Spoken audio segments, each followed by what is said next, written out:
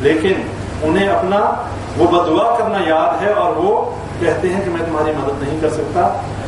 ابراہیم علیہ السلام کے پاس چلے جاؤ. لوگ حضرت ابراہیم علیہ السلام کے پاس آئیں گے. حضرت ابراہیم علیہ السلام بھی معذرت کریں گے اور کہیں گے کہ میں نے اپنی زندگی میں 3 جھوٹ بولے تھے, اس وجہ سے مجھے ڈر ہے, آج مجھے اپنی جان کا ڈر ہے, تم کسی اور کے پاس چلے جاؤ. اور وہ 3 جھوٹ کیا تھے؟ نبی جھوٹ نہیں بولا کرتے, یہ بات اپنے ذہنوں میں رکھیں. لیکن بظاہر وہ جھوٹ نظر آتا ہے, لیکن توحید کو پھیلانے کے لیے اور کفار کو سمجھانے کے لیے جو حضرت ابراہیم علیہ السلام نے 3 جھوٹ بولے, ان میں ایک یہ تھا کہ جب انہوں نے کہا کہ ہمارے میلے میں شرکت کے لیے چلو, تو حضرت ابراہیم علیہ السلام نے کہا میں بیمار ہوں, انی سقیم, کہ میں بیمار ہوں.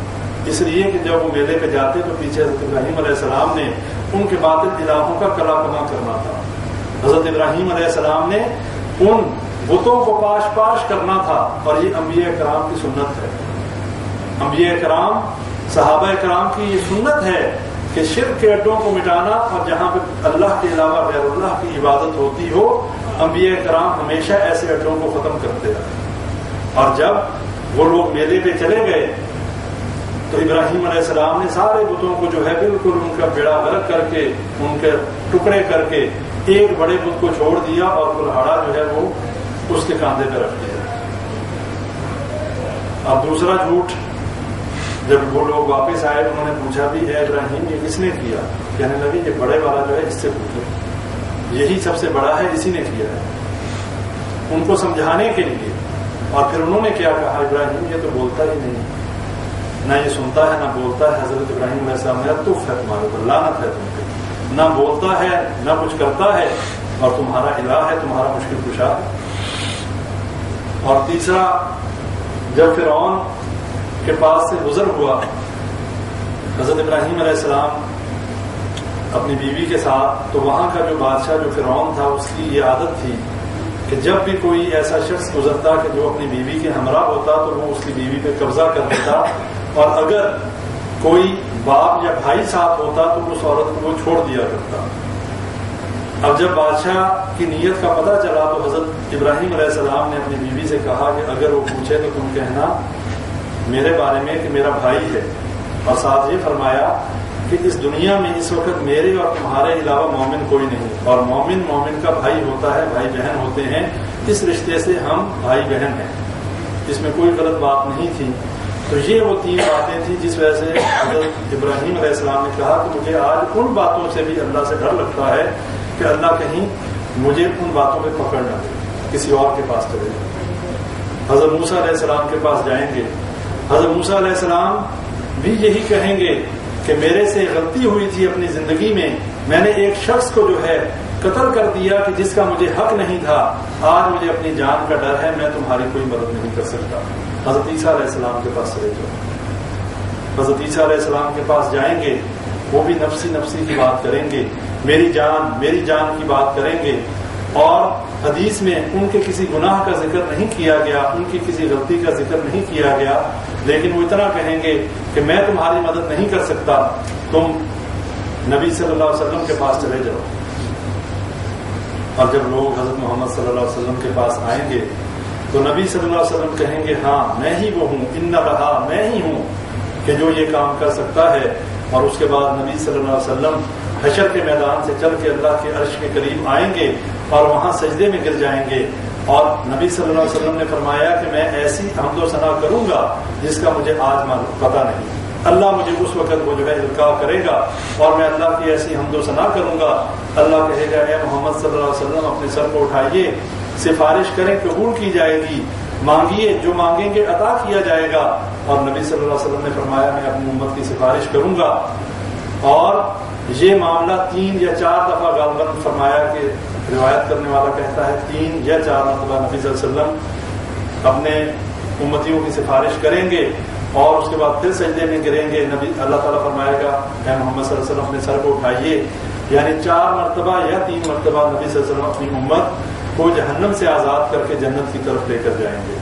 اور نبی صلی اللہ علیہ وسلم کی یہ فضیلت احادیث میں بھی آیا ہے کہ سب سے پہلے نبی صلی اللہ علیہ وسلم جنت کا دروازہ کھلوائیں گے، اور سب سے پہلی جو امت جنت میں داخل ہونے والی ہے وہ بھی نبی صلی اللہ علیہ وسلم کی امت محمدیہ ہے کہ جو سب سے پہلے جنت میں داخل ہوگی۔ اور اس کے ساتھ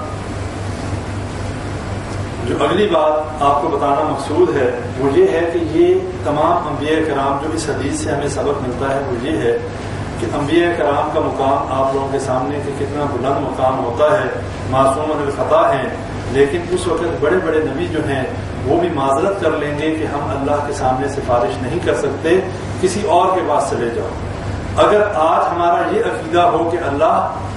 کہ نبیوں کے علاوہ تو چھوڑ دیں، ہم بزرگوں کے بارے میں یہ عقیدہ رکھیں کہ وہ اللہ کے سامنے ہماری سفارش کر سکتے ہیں یا وہ کوئی عمل دخل رکھتے ہیں کہ ہمیں اللہ کے عذاب سے بچا لیں، تو یہ ناممکن ہے، ایسا نہیں ہو سکتا۔ اور یہ شفاعت اللہ کے اذن سے ہوگی، جب اللہ تعالیٰ اجازت دے گا اس وقت جو ہے سفارش کا معاملہ شروع ہوگا، اس وقت اللہ تعالیٰ سفارش کو قبول کرے گا۔ اور اسی حدیث میں نبی صلی اللہ علیہ وسلم نے فرمایا کہ میں اس وقت تک سفارش کروں گا کہ جب تک میں دیکھوں گا کہ ایک بھی مواحد جو ہے وہ جہنم میں ہے،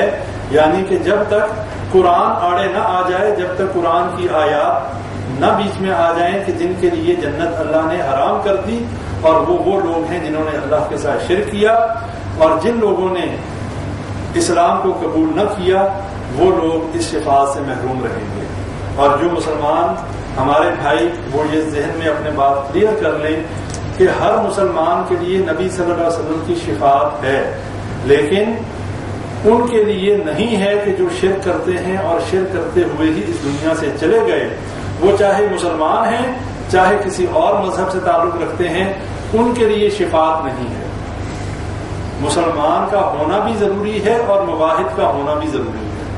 ہر ایک مواحد کے لیے نبی صلی اللہ علیہ وسلم شفاعت کریں گے، اس کے علاوہ دوسروں کے لیے سفارش قبول نہیں کی جائے گی، اور نہ ہی نبی صلی اللہ علیہ وسلم سفارش کریں گے۔ اس کے بعد جو اگلی بات سامنے آتی ہے وہ یہ ہے کہ اللہ تعالیٰ کی صفات میں اگر ایک صفت اللہ تعالیٰ کی دیکھی جائے کہ جو علیم ہے، یعنی کہ اللہ تعالیٰ علم رکھنے والا ہے، ہر چیز کا اللہ تعالیٰ جاننے والا ہے، یہ وہ اللہ کی صفت ہے کہ جس کا اگر ہم تھوڑا سا اس کے بارے میں دیکھیں کہ اللہ تعالیٰ ہر چیز کو جاننے والا، ہم لوگ کیا کام کرتے ہیں، کب پیدا ہوئے کب مریں گے، ہمارے ہاتھ ہمارے پاؤں، ہم دن میں ہم نے کیا کام کیے، رات کو کیا کیے، ہماری آنکھیں ہمارے ہاتھ ہم نے کتنی دفعہ آنکھیں بند کی، کتنی دفعہ آنکھیں کھولی، یہ صرف انسان کا معاملہ ہے۔ اگر یہی ہم تمام مخلوقات کا معاملہ لے لیں تو اللہ تعالیٰ ان تمام باتوں کا جاننے والا ہے، کون کہاں مرے گا، کیسے عمل کرے گا۔ اب اسی طرح جنات، فرشتے، انسان اور اس کے علاوہ جتنے جاندار، وہ حیوان ہوں اور پھر جتنے بے جان، وہ درخت، پتھر،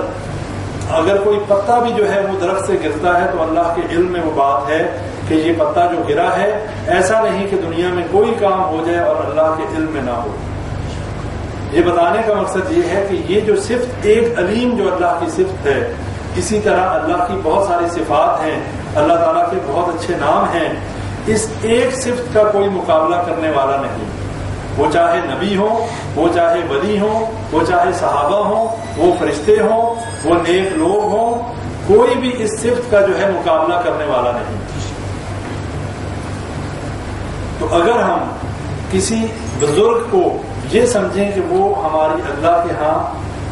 سفارش کریں گے تو بھائیو یہ اللہ کی اس صفت کے ساتھ شرک کرنے کے مترادف ہے کہ ہم نے نعوذ باللہ اس بزرگ کو جو ہے اس قابل سمجھ لیا کہ وہ کوئی عمل دخل رکھتا ہے اور وہ ہماری اللہ کے ہاں سفارش کر سکتا ہے۔ یہ اس صفت کا ایک قسم سے انکار کرنا اور اس صفت میں شرک کرنے کے مترادف ہے۔ دوسری بات یہ ہے کہ اگر دنیا کا اصول لے لیں، سفارش قبول اس شخص کی جاتی ہے کہ جو کوئی منصب اور مرتبہ رکھتا ہو۔ ہم یہاں دنیا کا اگر معاملہ لیتے ہیں اور سفارش کیوں قبول کی جاتی ہے؟ اس لیے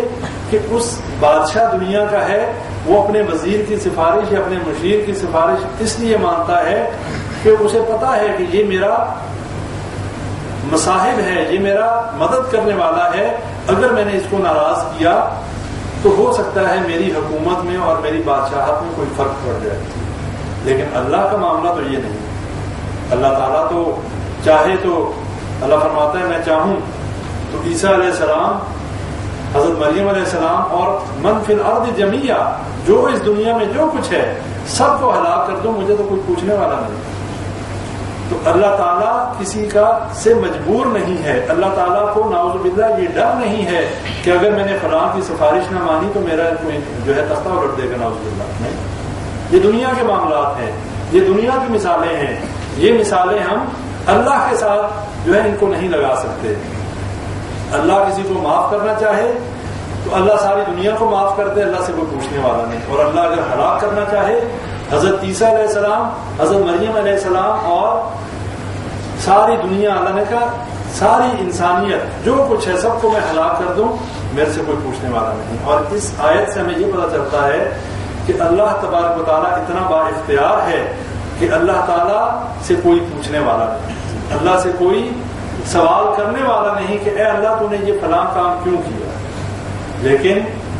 ہمارے جو بزرگ ہیں، ہمارے جو نیک لوگ جن کو ہم بزرگ سمجھتے ہیں، اس میں بزرگوں کی تذلیل یا توہین کرنا مقصد نہیں ہے۔ وہ بزرگ ہیں، ان کی بزرگی ان کو فائدہ دے گی، اور اللہ تعالیٰ کی مرضی ہوگی تو وہ شفاعت کر سکیں گے، لیکن شفاعت بھی جن کے بارے میں اللہ چاہتا ہوگا۔ ایسا نہیں ہے کہ آج کے خود ساختہ مولانا اور خود ساختہ پیر اور خود ساختہ لوگوں کو جھوٹے وعدے دلانے والے کہ ٹھیک ہے ہمارے لیے مال لاتے جاؤ، ہماری قبروں پہ اور ہمارے مزاروں پہ اور ہمارے آستانوں پہ آتے رہو، ہم تمہیں قیامت کے دن بچا لیں گے، عمل کرو یا نہ کرو کوئی ضرورت نہیں۔ ایسا نہیں ہے، اس طریقے سے کوئی جو ہے وہ سفارش نہیں کر سکتا۔ اس لیے اللہ تعالیٰ جس شخص کے بارے میں اجازت دے گا، اب یہ سمجھا جائے کہ یہ سفارش کا سارا معاملہ ہے کیوں؟ اگر اللہ ہی کی مرضی چلنی ہے تو پھر اللہ تعالیٰ نبیوں، فرشتوں اور نیک لوگوں کو سفارش کرنے کا اجازت نامہ کیوں دے رہا ہے؟ اس کی وجہ یہ ہے کہ اللہ تعالیٰ ان کے اعزاز میں اضافہ کرنا چاہتا ہے۔ اللہ تعالیٰ نبی صلی اللہ علیہ وسلم نے جس طریقے سے زندگی بسر کی، نبی صلی اللہ علیہ وسلم نے جو خدمات اور جو اللہ تعالیٰ کی عبادات کی، اللہ تعالیٰ نے اسی کے مطابق نبی صلی اللہ علیہ وسلم کا اعزاز رکھا، نبی صلی اللہ علیہ وسلم کی عزت اور تکریم رکھی کہ جب سفارش، جب حساب کتاب شروع ہوگا، جب جنت اور جہنم کا فیصلہ ہوگا تو نبی صلی اللہ علیہ وسلم کی سفارش ہی سے یہ کام شروع ہوگا، ورنہ لوگ بے چین ہوں گے، اللہ حساب ہی نہیں لے گا، اللہ بے نیاز ہے، اللہ بے پرواہ ہے۔ اس دن اللہ بھول جائے گا، اس لیے کہ جتنے بڑے بڑے بادشاہ، جتنے بڑے بڑے اپنے آپ کو جو ہے وہ غرور کرنے والے اور اس دنیا میں تکبر کرنے والے، اس وقت سارے ایک دربار میں حاضر ہوں گے اور سارے بغیر کپڑوں کے ہوں گے اور کسی کو کسی کی طرف دیکھنے کی فرصت نہیں ہوگی۔ اور وہ دن ایسا ہوگا، حضرت عائشہ رضی اللہ عنہا نے نبی صلی اللہ علیہ وسلم سے پوچھا کہ اے اللہ کے نبی صلی اللہ علیہ وسلم، آپ نے بتایا کہ اس دن تمام لوگ جو ہیں وہ بغیر کپڑوں کے ہوں گے، بغیر سطر کے ہوں گے اور بغیر ختنے کے ہوں گے، تو کیا اس وقت بے پردگی نہیں ہوگی؟ نبی صلی اللہ علیہ وسلم نے فرمایا کہ عائشہ وہ دن ایسا ہے رضی اللہ تعالی عنہا، وہ دن ایسا ہے کہ کسی کو کسی کی طرف دیکھنے کی فرصت ہی نہیں ہوگی۔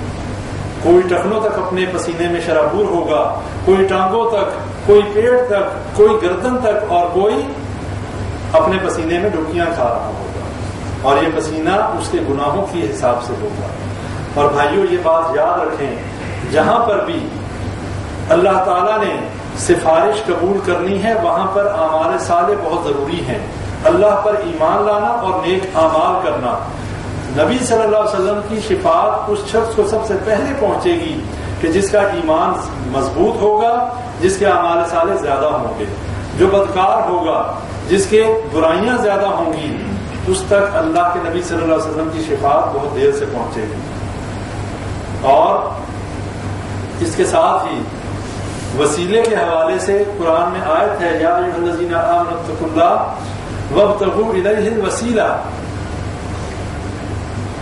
کہ اے ایمان والو اللہ سے ڈرو، اللہ کا تقوی اختیار کرو اور وسیلہ تلاش کرو اللہ کی طرف، وجاہدوا فی سبیلہ لعلکم تفلحون، اور اللہ کے راستے میں جہاد کرو تاکہ تم فلاح پا جاؤ۔ اس سے بھی کئی لوگوں نے یہ جو ہے مس کنسپشن لی اور انہوں نے اپنے عقیدے کو غلط کر لیا کہ اللہ قرآن میں خود فرماتا ہے کہ اللہ کی طرف وسیلہ تلاش کرو. تو یہ جو ہے یہ وسیلہ ہم تلاش کرتے ہیں نیک لوگوں کا وسیلہ. یہ جو شرعی وسیلہ ہے، پیچھے ایک بھائی نے سوال کیا تھا اس حوالے سے کہ اس میں یہ بات ذہن میں رکھیں کہ کسی زندہ بزرگ سے دعا کروانا یہ بالکل جائز ہے. اور اس کی حدیث میں نے آپ لوگوں کے سامنے رکھی تھی. حضرت عمر رضی اللہ تعالیٰ عنہ نے اپنے دور میں حضرت عباس رضی اللہ تعالیٰ عنہ سے جو ہے دعا کروائی بارش کے لیے. نہ کوئی صحابی جو ہے نبی صلی اللہ علیہ وسلم کی قبر پہ گیا، نہ نبی صلی اللہ علیہ وسلم کے وسیلے سے دعا کی. یہ وسیلہ جو ہے اپنے نیک اعمال کا وسیلہ دینا، کسی زندہ بزرگ سے دعا کروانا، یہ شرعی وسیلہ ہے. اور نبی صلی اللہ علیہ وسلم نے اپنی زندگی میں کبھی بھی کسی نبی کے وسیلے، حضرت ابراہیم، حضرت آدم، اپنے سے پہلے انبیاء کے وسیلے سے کبھی دعا نہیں کی. صحابہ کرام نے کبھی کسی کے وسیلے سے دعا نہیں کی. اور تابعین کے دور میں ایک شخص قبرستان میں گیا، امام ابو حنیفہ رحمہ اللہ نے دیکھا کہ ایک شخص قبرستان میں قبر والے سے کہہ رہا ہے کہ میں کئی مہینوں سے تمہارے سامنے آ کر دعائیں کر رہا ہوں، تم مجھے جواب نہیں دیتے، میری بات سنتے بھی ہو کہ نہیں سنتے. اب امام ابو حنیفہ رحمہ اللہ کی بات سنیں. اس شخص سے پوچھنے لگے کہ یہ اتنے عرصے سے تم دعا کر رہے ہو، کبھی جواب ملا؟ اس نے کہا نہیں، جواب نہیں ملا. انہوں نے کہا لعنت ہو تم پر، سخ کا لعنت ہے تم پہ کہ ایسوں کے آگے آ کر تم جو ہو دعا کرتے ہو، ایسوں کو پکارتے ہو کہ جو نہ تمہیں جواب دیتے ہیں اور نہ ہی وہ کسی چیز کا مالک ہیں، کسی چیز کی ملکیت ہے ان کے پاس، اور نہ ہی وہ تمہاری آواز کے اوپر تمہیں جواب دیتے ہیں. ولا يسمعون صوتا، وہ تمہاری آواز بھی نہیں سنتے. ولا يملكون شيئا، وہ کسی چیز کی ملکیت بھی نہیں رکھتے. یہ امام ابو حنیفہ رحمہ اللہ یعنی تابعین میں بھی یہ عقیدہ بڑا صحیح عقیدہ تھا کہ جو فوت ہو جائیں وہ کچھ نہیں کر سکتے، نہ کسی کی مشکل کشائی کر سکتے ہیں، نہ کسی کی بات کا جواب دے سکتے ہیں، اور نہ ہی کسی کی بات کو سن سکتے ہیں. تو بھائیو یہ بات اپنے ذہن میں کلیئر کر لیں. اگر آج ہم یہ چاہتے ہیں کہ ہم اللہ کے عذاب سے بچ جائیں، قیامت کے دن ہم جنت میں جانے والے ہو جائیں اور نبی صلی اللہ علیہ وسلم کی شفاعت ہمیں ملے، ہمیں دو کام کرنے پڑیں گے. وہ دو کام یہ ہیں، ایک تو اللہ کے ساتھ شرک نہ کیا جائے، دوسرا اپنی زندگیوں کو بدلا جائے اور نیک اعمال کیے جائیں. اس لیے جو نبی صلی اللہ علیہ وسلم نے شفاعت کرنی ہے اس میں اللہ تعالیٰ ہم سب کو نبی صلی اللہ علیہ وسلم کی شفاعت نصیب فرمائے. آمین یا رب العالمین. اس میں یہ بات ذہن میں رکھیں، پہلی سفارش جس کو شفاعت کبریٰ بھی کہا جاتا ہے کہ بڑی، اور شفاعت عظمیٰ بھی کہا جاتا ہے، وہ شفاعت ہے کہ جو نبی صلی اللہ علیہ وسلم حشر کے میدان میں شفاعت کریں گے، جس کے بعد حساب و کتاب شروع ہوگا. اس کے بعد جو شفاعت ہوگی وہ یہ شفاعت ہوگی کہ جن لوگوں کے نیک اعمال بھی ہیں اور انہوں نے نیک اعمال ان کے زیادہ اور برائیاں کم ہیں، نبی صلی اللہ علیہ وسلم کی شفاعت کی وجہ سے وہ جنت میں چلے جائیں گے. اس کے بعد وہ لوگ ہوں گے کہ جن لوگوں کی نیکیاں اور برائیاں برابر ہوں گی. ان کو اصحاب اعراف بھی کہا جاتا ہے کہ نہ تو وہ جنت میں ہوں گے نہ جہنم میں، وہ درمیان میں، جنت اور جہنم کے درمیان میں ایک اونچی جگہ ہوگی جہاں پر یہ اصحاب الاعراف جو ہیں ٹھہریں گے. اور جب نبی صلی اللہ علیہ وسلم شفاعت کریں گے، اللہ تعالیٰ نبی صلی اللہ علیہ وسلم کی سفارش قبول کرتے ہوئے ان لوگوں کو بھی جنت میں بھیج دے گا. تیسرے نمبر پر وہ لوگ ہوں گے کہ جن لوگوں کے نیکیاں کم ہوں گی، برائیاں زیادہ ہوں گی، لیکن نبی صلی اللہ علیہ وسلم کی شفاعت کی وجہ سے وہ لوگ بھی جہنم میں جانے سے بچ جائیں گے اور جنت میں چلے جائیں گے. اللہ تعالیٰ ہمیں انہی گروہوں میں رکھے، ان میں سے کسی گروہ میں اللہ تعالیٰ ہمیں شامل کر دے، ہم جہنم میں جائے بغیر جنت میں چلے جائیں. لیکن اس کے بعد ایک گروہ وہ ہوگا کہ جن کے کبیرہ گناہ زیادہ ہوں گے، جن کے بارے میں جہنم میں جانے کا فیصلہ ہو چکا ہوگا اور وہ جہنم میں چلے جائیں گے، اور نبی صلی اللہ علیہ وسلم کی شفاعت سے اللہ تعالیٰ جلد یا دیر سے ان کو جہنم سے نکال کے جنت میں بھیج دے گا. اب یہ وہ گروہ ہے کہ جو بالآخر جہنم میں جائے گا، لیکن یہ سارے وہ لوگ ہیں جن کے بارے میں ذکر ہو رہا ہے، یہ مشرک نہیں تھے، یہ مسلمان تھے، شرک کرنے والے نہیں تھے. اور اس کے بعد حدیث میں آتا ہے کہ یہودی اور عیسائی اور مشرک جو ہیں ان لوگوں کے ساتھ طنز و مذاق کریں گے جہنم میں، جو لوگ اپنے گناہوں کی وجہ سے جہنم میں چلے گئے، وہ کہیں گے ہمارا شرک کرنا اور اس دین کو، اسلام کو قبول نہ کرنا اور تمہارا شرک نہ کرنا بات تو برابر ہوگی، تم بھی تو ہمارے ساتھ ہی ہو جہنم میں۔ تو اللہ تعالیٰ کو اس بات پہ غیرت آئے گی، اللہ کہے گا جتنے مواہد جہنم میں ہیں ان کو باہر نکالے گا اور جنت میں بھیج دے گا۔ لیکن بھائیو بات یہ ہے، ہم میں سے کس میں اتنا حوصلہ ہے کہ وہ جہنم میں جانے کے بعد جنت میں اگر جہنم میں چلے گئے تو وہ عذاب برداشت کرنے کی ہمت ہے ہمیں تو یہ سوچنا چاہیے کہ ہمیں اپنی زندگیوں کو اس طریقے سے گزارنا چاہیے، ہمیں عقیدہ توحید کو اس طریقے سے سمجھنا چاہیے، اور اس کے ساتھ ساتھ نبی صلی اللہ علیہ وسلم کی تعلیمات پر عمل کرتے ہوئے اعمال صالح کرنے چاہیے، تاکہ یہ اعمال صالح اور یہ ایمان ہوگا تو انشاءاللہ ہم پہلے ہی جنت میں چلے جائیں گے اور انشاءاللہ ہم جہنم میں جانے سے بچ جائیں گے۔ لیکن اگر ہم نے اپنے عقیدوں کو صحیح نہ کیا، اگر ہم نے نیک اعمال نہ کیے، اگر ہم نے نمازیں نہ پڑھی، اگر ہم نے روزے نہ رکھے، اگر ہم نے اپنی زندگی کو اسلامی اصولوں کے مطابق بسر نہ کیا، اور ہم یہی سمجھتے رہے کہ فلاں بزرگ بچا لے گا، فلاں کرنی والا بچا لے گا، علی حجویری بچا لیں گے،